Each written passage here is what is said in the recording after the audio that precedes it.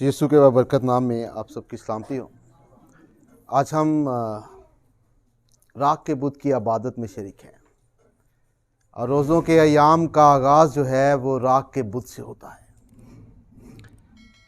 राख के बुत से हवाला से एक सवाल अक्सर किया जाता है और वो ये है कि जब खुदावंद यीशु मसीह ने ये तालीम दी पहाड़ी वाज में कि जब तुम रोज़ा रखो तो अपने सर पर तेल डाल और अपना मुंह धो ताकि तेरा बाप जो पोशीदगी में है तुझे रोज़ेदार जाने।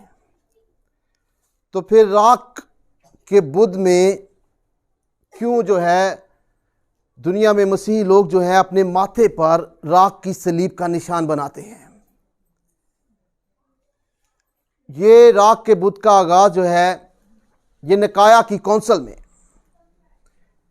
325 बाद अज़ मसीह में रोज़ों के अयाम और जिनका आगाज़ राख के बुत से होता है उसका आगाज़ हुआ।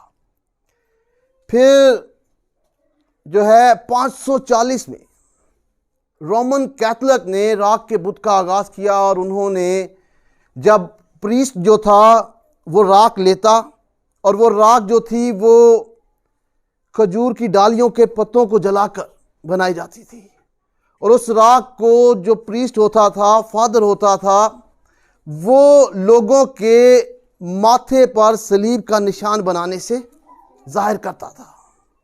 और जो तलावत साथ की जाती थी वो पैदाइश की किताब उसके 3 बाब की 19वीं आयत है, जिसमें वो पढ़ते थे कि तू खाक है और खाक में फिर लौट जाएगा।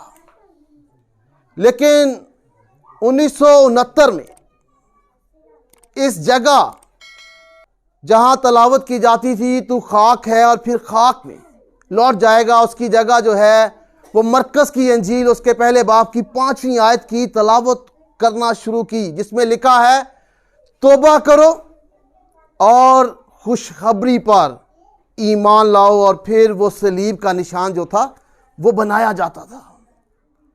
तो ये राख का बुत है। 2007 से राख का बुत का कॉन्सेप्ट जो है वो दुनिया में मशहूर होने लगा और रोमन कैथलिक के अलावा दूसरी कलीसियाओं ने भी इसे अपनाना शुरू कर दिया।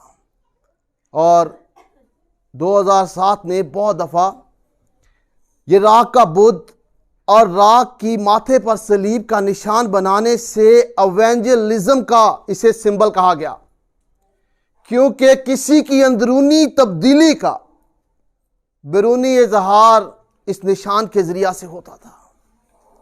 राख के बुत के जो रूट्स हैं, जो बुनियादें हैं, वो यहूदी तरीका कार में पाई जाती हैं और ये ट्रेडिशन है, चर्च ट्रेडिशन है, सकाफत है, रवायत है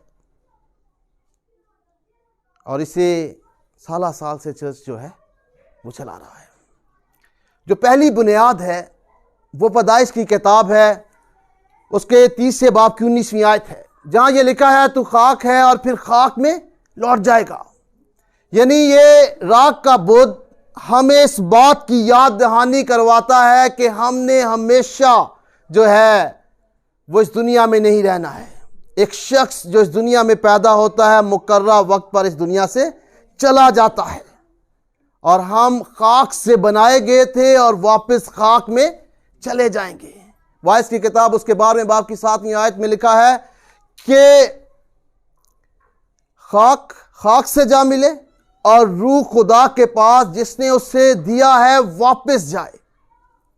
तो ये इस बात का इजहार है कि हम कुछ भी नहीं है, हम खाक से बनाए गए हैं और खाक में ही वापस जाएंगे। और ये बात जो थी खुदा ने आदम को तब कही थी जब वो उसने गुनाह में गिर गया था। फिर खुदा ने उससे ये कहा था, खुदा के पाक कलाम में बारहा ये लिखा है कि गुनाह की मजदूरी मौत है, जो गुनाह करेगा वो मरेगा। और खुदा के पाक कलाम में यह भी लिखा है सबने गुनाह किया, सब खुदा के जलाल से महरूम है। सो गुनाह के बायस इंसान को मौत के वसीला से इस दुनिया से रुखसत होना है। तो पहली इस बात की यादगिरी है। फिर दूसरी चीज जिसकी यादगिरी राख के बुत के दिन होती है वो ये है कि शख्सी तौबा। शख्सी तौबा, अगर हम जो है अय्यूब की किताब उसके 42वें बाब की 6वीं आयत को पढ़े तो वहां वो कहता है कि इस सबब से मुझे अपने आप से नफरत है और मैं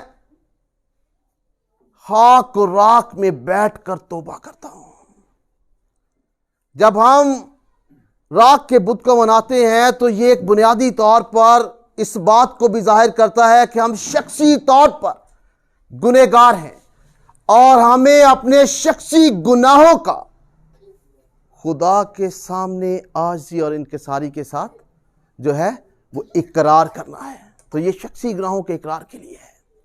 तीसरी चीज जो है ये है कि दानियल जो रास्तबाज शख्स था, लेकिन जब वो पूरी कौम के लिए दुआ करता है, रोजा रखता है, तो दानियल की किताब उसके 9वें बाब की 3री आयत में वो कहता है कि मैंने खुदा की तरफ रुख किया है और मैं मिन्नत और मनाजात कर